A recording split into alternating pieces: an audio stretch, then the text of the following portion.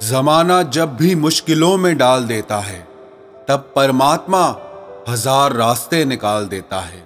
एक पादरी अपने शिष्यों को उपदेश दे रहे थे कि यदि आपके मन में ईश्वर पर पूरा विश्वास है तो आप हर मुश्किल को पार कर जाएंगे। दुनिया की बड़ी से बड़ी रुकावट भी आपको रोक नहीं पाएगी। आप पानी पर चल जाएंगे, आग से भी गुजर जाएंगे। उनकी इस बात पे एक भोले भाले शिष्य ने पक्का भरोसा कर लिया और वो मन में ईश्वर पर पक्के विश्वास के साथ पानी पे चलने लगा।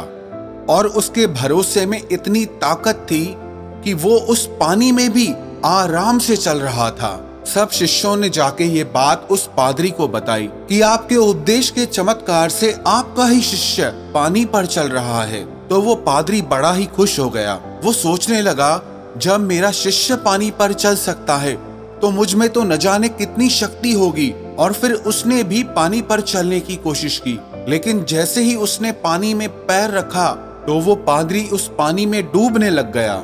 सब शिष्य बड़े हैरान हो गए कि चेला गुरु से भी ज्यादा शक्तिशाली निकला। वो पादरी खुद भी हैरान था। तो उस पादरी ने अपने उस शिष्य से पूछा, तुम पानी पर कैसे चले? तो वो बोला, आप ही ने तो बताया था कि ईश्वर पर अगर पक्का भरोसा हो तो आपको कोई नहीं रोक सकता।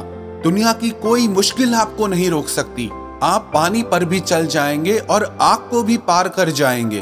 बस उसी बात पर मैंने पक्का विश्वास कर लिया और मैं आसानी से पानी में चलने लगा। तब उस पादरी को एक बात समझ आई कि मुझे अपनी ही बात पर खुद ही पक्का भरोसा नहीं था। हम भी प्रार्थनाएं तो करते हैं, पर अपनी ही प्रार्थनाओं पर हमें विश्वास नहीं होता कि वो पूरी भी होंगी या नहीं होंगी। प्रार्थना भी करते हैं और साथ ही साथ चिंता भी करते हैं। If you worry it means you don't pray, and if you prayed then why do you worry. अगर आपने प्रार्थना की है तो फिर चिंता क्यों करते हो? तो फिर आपने प्रार्थना पूरे विश्वास के साथ नहीं की है। वो एक कहानी नहीं सुनी आपने कि एक गांव में अकाल पड़ा, सब लोग पानी को तरसने लगे। उस गांव के लोगों ने मिलकर ये फैसला किया कि हम यज्ञ करेंगे और देवताओं को प्रसन्न करके गांव में बारिश करवाएंगे। दूसरे दिन उस गांव में यज्ञ रखवाया गया। सारे गांव वाले मिलकर उस यज्ञ में जाने लगे, लेकिन एक छोटा सा बालक अपने हाथ में एक छतरी लेकर जाने लगा। तो लोगों ने उससे पूछा कि तुम अपने हाथ में ये छतरी क्यों लेकर आए हो? तो वो बालक कहने लगा कि आप लोगों ने ही तो आज यज्ञ रखा है देवताओं को प्रसन्न करने के लिए, ताकि वो इस गांव पर बारिश करें। अब आप यज्ञ करोगे, देवता प्रसन्न होंगे, तो जब बारिश गिरेगी तो सब भीग जाएंगे। और उस बारिश से बचने के लिए ही मैंने ये छाता अपने हाथ में लिया है। कहते हैं उस दिन वो देवता उस यज्ञ से प्रसन्न नहीं हुए, लेकिन उस छोटे से बालक के विश्वास से प्रसन्न हो गए। कहते हैं ना, अगर विश्वास सच्चा और पक्का हो तो वो विश्वास पर्वतों को हिलाने की भी ताकत रखता है। इस विश्वास में इतनी ताकत है, कई बार बड़े बड़े आध्यात्मिक लोग पीछे रह जाते हैं और भोले भाले लोग आसानी से मंजिल पर पहुंच जाते हैं। चतुराई चौपट करे, ज्ञानी गोता खाए, भोले भाले भक्त को जल्दी प्रभु मिल जाए। हम चाहे माने या ना माने, लेकिन ये पूरा अस्तित्व ईश्वर का ही रूप है। कई बार आपने भी अपनी जिंदगी में इस बात को अनुभव किया होगा, जब सब रास्ते बंद हो जाते हैं, जब जिंदगी में चारों तरफ से मुश्किलें आ जाती हैं, सब रास्ते बंद हो जाते हैं, हमारा बल, हमारी बुद्धि, हमारा धन, हमारी शक्ति कुछ भी काम नहीं कर पाते, तब पता नहीं कौन अचानक से आके आपकी मदद कर जाता है। वो परमात्मा किसी भी रंग, किसी भी रूप में आके आपको आपकी मुश्किलों से बाहर निकाल देता है, क्योंकि सब रंग, सब रूप उसी के ही हैं। श्रीमद् भगवद गीता के 11वें अध्याय में विश्व रूप योग में श्री कृष्ण ने अर्जुन को बताया कि हे अर्जुन, इस प्रकृति में जो भी श्रेष्ठ है वो सब तू ईश्वर का ही रूप जान।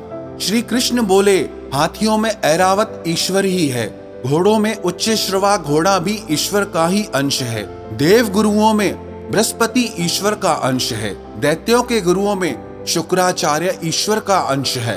ये सूर्य, ये चंद्रमा, ये प्रकृति, ये सब ईश्वर का ही रूप है। उस परमात्मा को देखने के लिए कहीं जाने की जरूरत नहीं है। बस आप सच्चे दिल से जहां उसे महसूस करोगे, उसे सच्चे दिल से पुकारोगे, वो आपको वहीं दिखाई देगा। आपके माता पिता को भी उस ईश्वर का रूप ही बताया गया, और तो और आप भी उस ईश्वर की शक्ति से ही चल रहे हैं। आपके भीतर भी उस ईश्वर की शक्ति की जोत जल रही है। हम लोगों ने ना ईश्वर की बहुत गलत व्याख्या की है। वास्तविकता में ये पूरा अस्तित्व ही ईश्वर का रूप है। श्रीमद् भगवद गीता में श्री कृष्ण ने अर्जुन से कहा कि ये मनुष्य माने या ना माने, पर ईश्वर ने ही इस मनुष्य को, इस अस्तित्व को, इस ब्रह्मांड को धारण कर रखा है।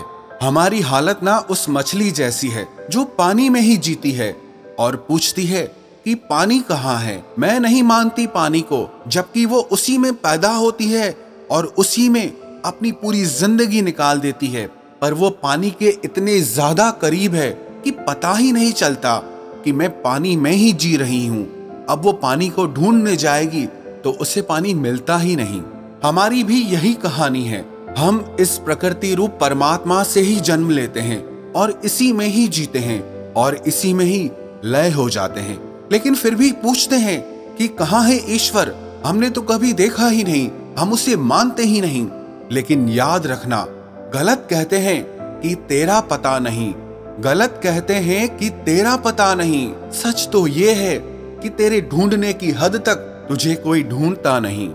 कबीर दास जी ने भी कहा है, मोको कहाँ ढूंढे रे बंदे, मैं तो तेरे पास में। ना तीरथ में, ना मूरत में, ना एकांत निवास में, ना मंदिर में, ना मस्जिद में, ना काबे कैलाश में। मोको कहाँ ढूंढे रे बंदे, मैं तो तेरे पास रे।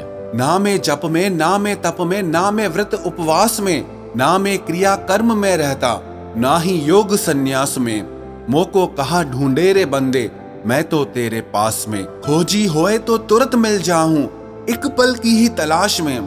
कहे कबीर सुनो भई साधो, मैं तो हूँ विश्वास में। तो जहाँ विश्वास है, जहाँ भरोसा है, ईश्वर वहीं पर मिलते हैं, ईश्वर वहीं पर दिखते हैं। तो जब जिंदगी में सारे रास्ते बंद नजर आए, जब आप हिम्मत हार जाओ, कुछ समझ ही ना आए, आपकी ताकत भी काम ना आए, तो विश्वास रखना, वो ईश्वर आपकी हर मुश्किल को दूर करेंगे। वो आपके सारे बंद रास्तों को खोल देंगे, वो आपकी हर मुश्किल को आसान करेंगे।